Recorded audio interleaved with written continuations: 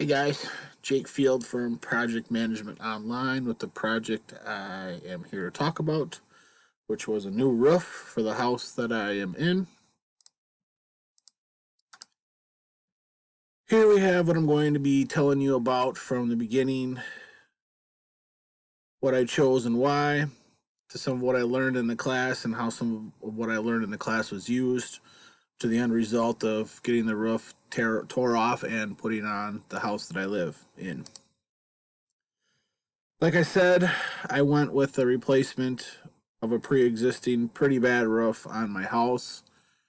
There was parts of the roof that didn't really hold very well. As you can see in this photo, this isn't my house. This project was done before I was able to get pictures of it, but I did use the processes pretty extensively of what I learned. I didn't know the exact terminology of what I learned and how I did it until this class. So it was pretty simple to plug and play afterwards and then putting everything that I learned to it, being that I already had the project completed. So here we go. Before I chose this, there was a dilemma. I had to really think of, was this the right thing to do? Was I biting off more than I could chew?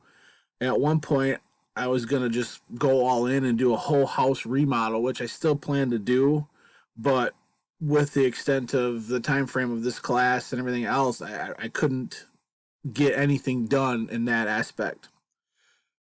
So like I said, I went with the choice of getting the roof done, and you always got to think of what the actual cost is. Can you plan for that? Do you have money for it? Do you have the time for it? So a lot of the tools in this class really made sense of what I did and being able to put everything that I did to the project with how I was able to budget ahead of time, get some money set aside and save, as well as have an emergency backup to use if I had to.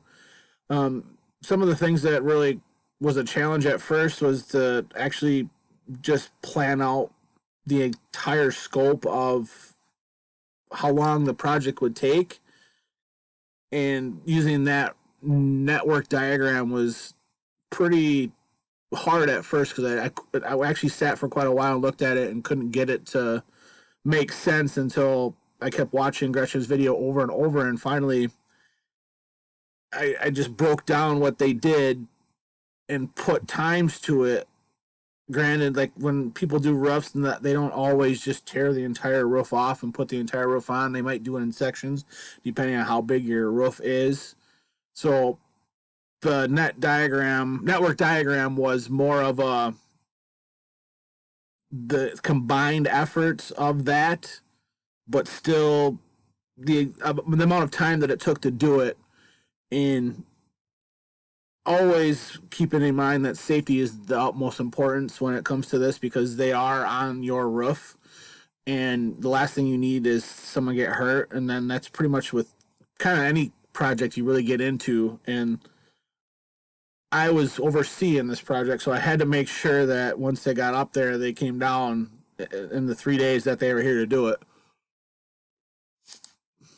The team, of course, was me. That was basically the project manager of this whole thing.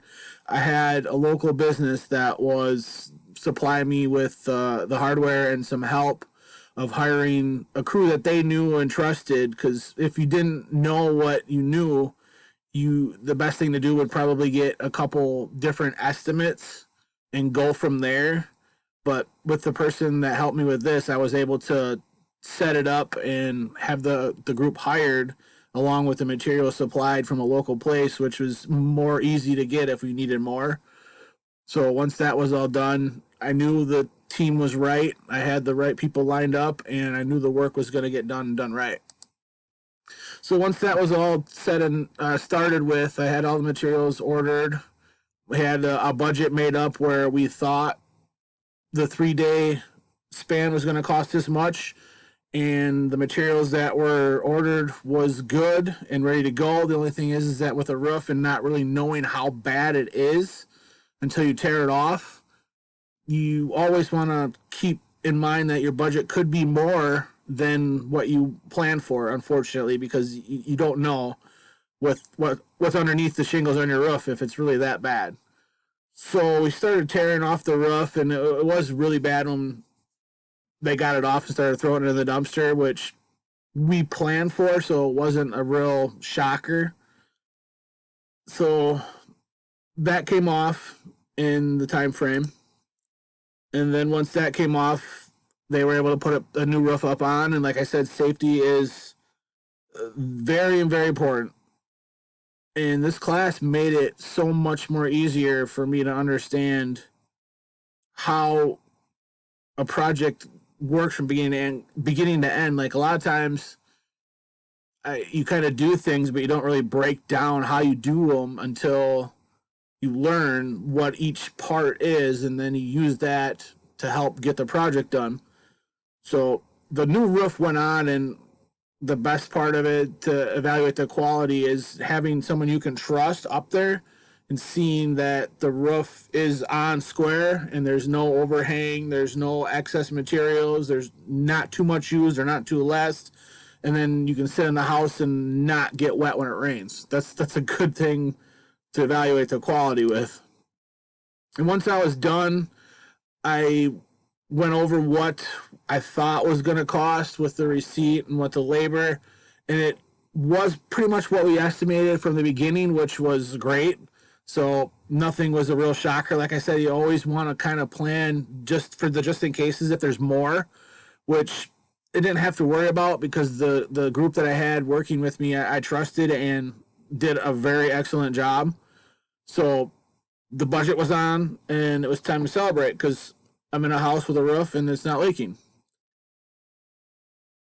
And after all said and done, if there's anything you guys would like to know, questions wise or anything, hit me up. But I hope everybody else had a great class and a great time. Everybody's out there staying safe. So thank you and have a good one.